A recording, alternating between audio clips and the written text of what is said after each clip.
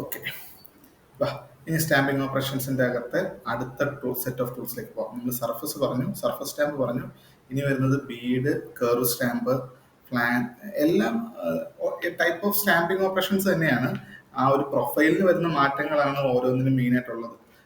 ഞാനിപ്പോൾ ഈ ഒരു ജോമെട്രിക്ക് പകരം വേറെ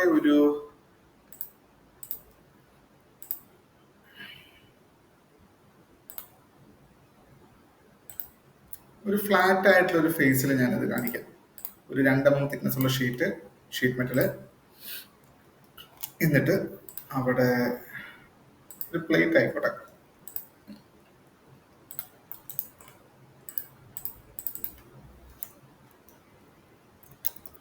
അഞ്ഞൂറ്,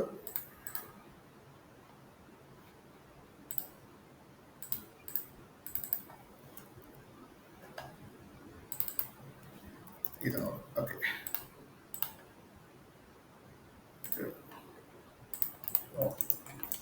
ബേസ് ലൈൻസ്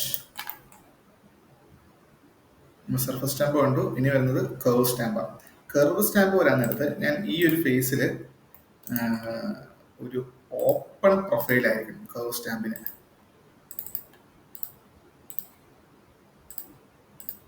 ഒരു ഓപ്പൺ പ്രൊഫൈൽ ആണെങ്കിലാണ് കർവ് സ്റ്റാമ്പ് വരുന്നത്.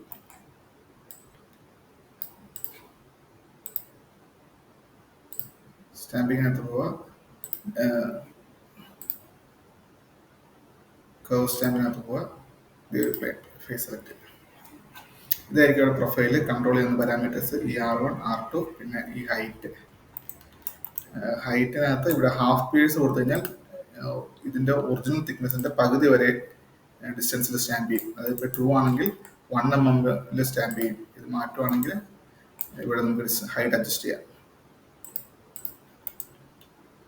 ഇവിടെ ഹൈറ്റ് സോഫ്റ്റ്വെയറിൽ നമ്മൾ ഏത് രീതിയിൽ കൊടുത്താലും വർക്ക്ഔട്ട് ആവും. പക്ഷേ ഇത് ചെയ്യുമ്പം പ്രാക്ടിക്കലി ചെയ്യുമ്പോൾ കുറെ കാര്യങ്ങൾ നമ്മൾ ആലോചിക്കാനുണ്ട് കേട്ടോ. നമ്മുടെ ടൂൾസിന്റെ അവൈലബിലിറ്റി, മെറ്റീരിയലിന്റെ തിക്നെസ്, അങ്ങനത്തെ കുറെ കാര്യങ്ങൾ നോക്കിയാൽ മാത്രമാണ് ഇത് പ്രാക്ടിക്കലി ചെയ്യുമ്പോൾ ചെയ്യാൻ പറ്റുള്ളൂ.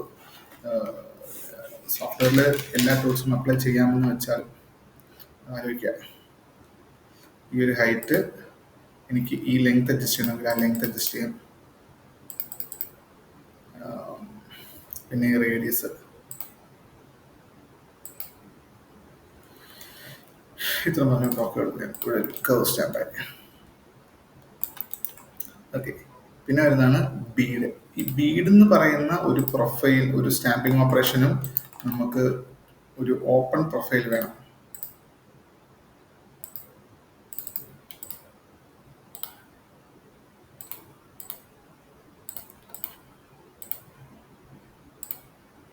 ബീഡിനകത്ത് ഓപ്പൺ പ്രൊഫൈൽ വേണം.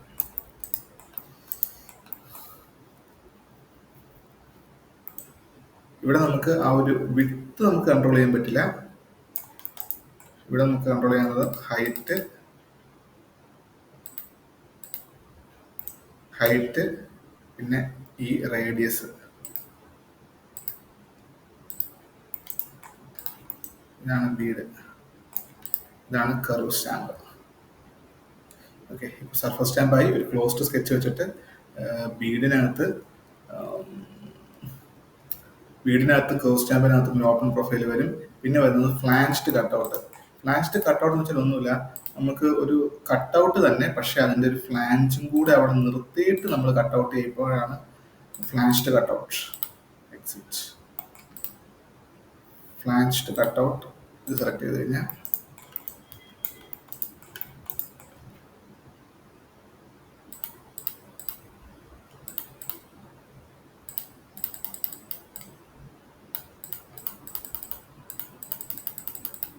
ഇതാണ് ഒരു ഫ്ലാൻഷ്ഡ് കട്ടൗട്ട്. ഇവിടെ കൊടുക്കുന്ന പാരാമീറ്റേഴ്സ് ഈ റേഡിയസ്, ഹൈറ്റ്, പിന്നെ ആംഗിൾ. ഇങ്ങനെ ഒരു ഫ്ലാൻസ് കൂടെ ഇരിക്കും.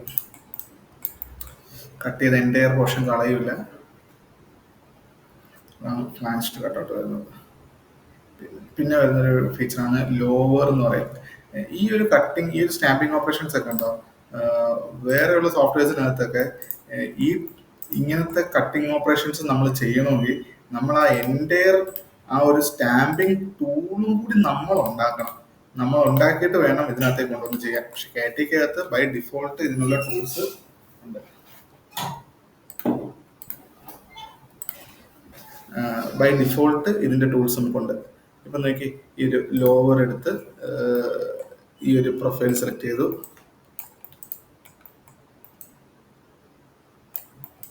ഈ ലോവർ എന്ന് പറഞ്ഞൊരു ഷേപ്പിന്റെ കറക്റ്റ് ഒരു യൂസ് മനസ്സിലാക്കണമെങ്കിൽ, അല്ലെങ്കിൽ കറക്റ്റ് ഒരു ആപ്ലിക്കേഷൻ മനസ്സിലാക്കണമെങ്കിൽ നമ്മുടെ എ സി ഒക്കെ ഉള്ള എ സിയുടെ ഒക്കെ വെന്റില്ലേ,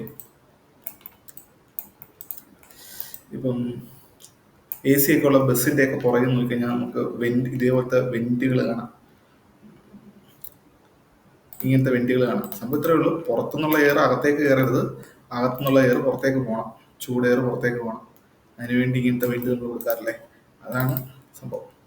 ഇവിടെ നമുക്ക് കൺട്രോൾ ചെയ്യാവുന്ന പാരാമീറ്റേഴ്സ്, ഈ ആംഗിള്, രണ്ട് ആംഗിൾ കൺട്രോൾ ചെയ്യാം, ഈ ആംഗിളും ഈ ആംഗിളും.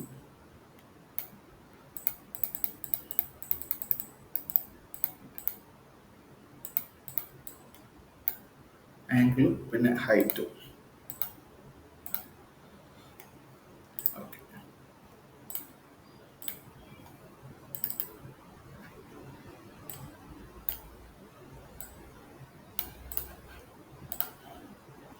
ഇതാണ് ലോവർ എന്ന് പറയുന്നത്.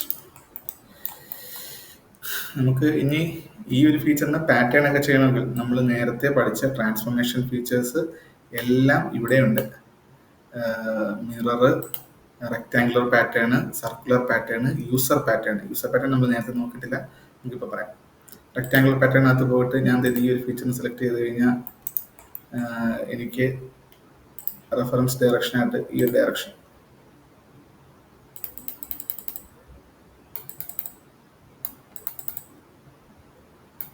ഡിസ്റ്റൻസും സ്പേസിങ് പറഞ്ഞു നോക്കാം. സെക്കൻഡ് ഡയറക്ഷൻ,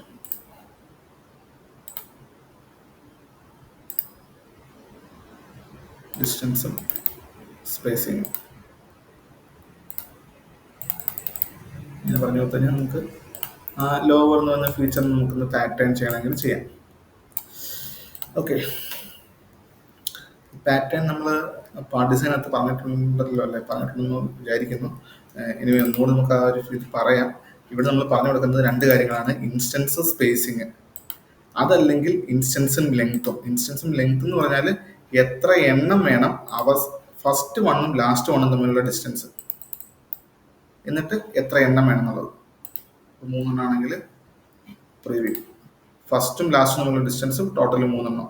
ഇനി അതല്ലെങ്കിൽ ഇൻസ്റ്റൻസും സ്പേസിങ്ങും, അതപ്പം എണ്ണവും ഓരോന്നും തമ്മിലുള്ള സ്പേസിങ്ങും. ഇനി അതും അല്ലെങ്കിൽ സ്പേസിങ്ങും ലെങ്ത്തും, ഓരോന്നും തമ്മിലുള്ള സ്പേസിങ്ങും ടോട്ടൽ ലെങ്ത്തും. ഇനി അതല്ലെങ്കിൽ ഇൻസ്റ്റൻസസ് ആൻഡ് അൺഈക്വൽ സ്പേസിംഗ് എന്ന് പറഞ്ഞ ഓപ്ഷൻ ഉണ്ട്.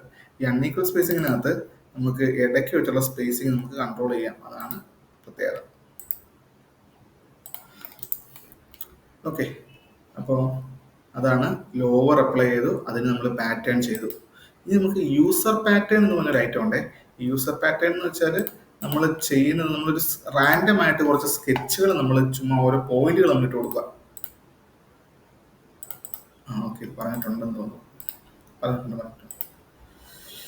എന്നിട്ട് എനിക്ക് പാറ്റേൺ ചെയ്യേണ്ടത് ഈ ഒരു ഫ്ലാഷ്ഡ് കട്ടൗട്ടാന്ന് ഇരിക്കട്ടെ. യൂസർ പാറ്റേണിനകത്ത് പോവുക, ഫ്ലാഷ്ഡ് കട്ടൗട്ടിനെ സെലക്ട് ചെയ്തു, പൊസിഷനായിട്ട് ഈ ഒരു സ്കെച്ചിന് പറഞ്ഞു കൊടുക്കും. ഓക്കെ, നമ്മൾ ഇട്ട് കൊടുത്ത ആ റാൻഡം പോയിന്റ്സ്, ആ പോയിന്റ്സ് എവിടെയാണോ അവിടെ നമുക്ക് പാറ്റേൺ വരും.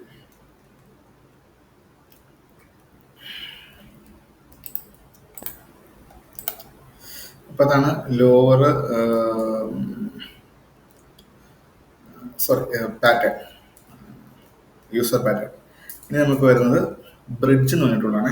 ഈ ബ്രിഡ്ജ് എന്ന് പറഞ്ഞ ടൂളിന് വേണ്ടി നമ്മൾ ജസ്റ്റ് ഒരു പോയിന്റിൽ പോയി ക്ലിക്ക് ചെയ്ത് കഴിഞ്ഞാൽ ആ ഒരു പോയിന്റിൽ ഇതേപോലൊരു ഫീച്ചർ ക്രിയേറ്റ് ചെയ്യും. ഇവിടെയും കൺട്രോൾ ചെയ്യുന്ന പാരാമീറ്റേഴ്സ് ഏതൊക്കെയാണെന്ന് പറയുന്നുണ്ട്. ഞാൻ ഓക്കെ കൊടുത്തു കഴിഞ്ഞാൽ ഇങ്ങനൊരു ബ്രിഡ്ജ് ക്രിയേറ്റ് ചെയ്യും.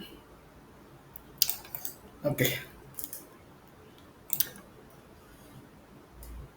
പിന്നെ നമുക്ക് വരുന്നത് സർക്കുലർ സ്റ്റാമ്പ് എന്ന് പറഞ്ഞൊരു ഫ്ലാൻഷ്ഡ് കട്ടൗട്ട് പോലെ തന്നെ വരുന്ന ടൂളാണ്. ഫ്ലാൻഷ്ഡ് ഹോളും പ്രൊഫൈല് ഹോൾ ആണെന്നേ ഉള്ളൂ. നേരത്തെ ഏത് പ്രൊഫൈൽ വേണം പറ്റുന്നത്, ഇവിടെ ഹോൾ ആണെന്നേ ഉള്ളൂ. പിന്നെ വരുന്നതാണ് സർക്കുലർ സ്റ്റാമ്പ്. പ്രൊഫൈൽ കൊടുക്കുക, റേഡിയസ് കൊടുക്കുക, ഈ പാരാമീറ്റേഴ്സ് കൊടുത്തു കഴിഞ്ഞാൽ നമുക്ക് അവിടെ സർക്കുലർ ഷേപ്പിലുള്ള സ്റ്റാമ്പ് ക്രിയേറ്റ് ചെയ്യും. ഓക്കെ. പിന്നെ വരുന്നൊരു ഫീച്ചറാണ് ഒരു സ്റ്റിഫനിങ് റിബ് എന്ന് പറയുന്ന ഒരു ഫീച്ചർ. സ്റ്റിഫനിങ് റിബ് എന്ന് വെച്ചാൽ എനിക്കിപ്പോൾ ഇങ്ങനൊരു വോൾ ഓൺ എഡ്ജ് ഉണ്ടെന്നിരിക്കട്ടെ. ഇങ്ങനൊരു വോൾ ഉണ്ടെന്നിരിക്കട്ടെ. എനിക്ക് അതിൽ നിന്ന് സ്റ്റിഫൻ ടൈറ്റൻ ചെയ്യണം, ഒരു റിബ് കൊടുക്കണം. അത് തന്നെ, അതിനുവേണ്ടി തന്നെ സ്റ്റിഫനിങ് റിബ് എടുക്കുക. ഈ ഒരു എഡ്ജ് സെലക്ട് ചെയ്യുക. ഞാൻ സെലക്ട് ചെയ്ത ഒരു എഡ്ജിനകത്ത് ഈ പാരാമീറ്റേഴ്സ് പറഞ്ഞു കൊടുത്തു കഴിഞ്ഞ് ഓക്കെ കൊടുക്കുക. നമ്മൾ കൺട്രോൾ ചെയ്തത് ഇതിൻ്റെ വിഡ്ത്തും റേഡിയസും ഒക്കെ. റേഡിയസ് ഇപ്പം R1 ഓഫ് ചെയ്ത് കഴിഞ്ഞാൽ നേരത്തെ ഇവിടെ റേഡിയസ് ഉണ്ടായിരുന്നു, അത് പോയി. ഓക്കെ, അതാണ് സ്റ്റിഫനിങ് റിബ്. പിന്നെ നമുക്ക് വരുന്നത് ഡ്യുവൽ പിൻ എന്ന് പറഞ്ഞ ടൂളാണ്. ഡ്യുവൽ പിൻ എന്ന് വെച്ചാൽ ഒരു പഞ്ച് മാർക്ക് കൊടുക്കാൻ വേണ്ടി ഉപയോഗിക്കുന്ന ഒരു ടൂളാണ്. ജസ്റ്റ് ഒരു പോയിന്റ് സെലക്ട് ചെയ്യുക, അവിടെ ഡയമീറ്റർ നമുക്ക് ഓക്കെ എടുക്കുക. ഒരു പഞ്ച് മാർക്കോ ഒരു പോയിന്റ് ലൊക്കേറ്റ് ചെയ്യാൻ വേണ്ടിയൊക്കെ ഉള്ള ഒരു പഞ്ച് മാർക്ക് കൊടുക്കാൻ വേണ്ടി ഉപയോഗിക്കുന്നതാണ് ഡ്യുവൽ പിൻ. ഓക്കെ, ഇതാണ് സ്റ്റാമ്പിംഗ് ഓപ്പറേഷൻസ് എന്ന് പറയുന്നത്. ഓക്കെ, നമുക്ക് പിന്നെ ഇവിടെ ഒരു യൂസർ സ്റ്റാമ്പ് എന്ന് പറഞ്ഞൊരു ടൂൾ വരുന്നുണ്ട്. നമുക്ക് അതിലേക്ക് വരാം.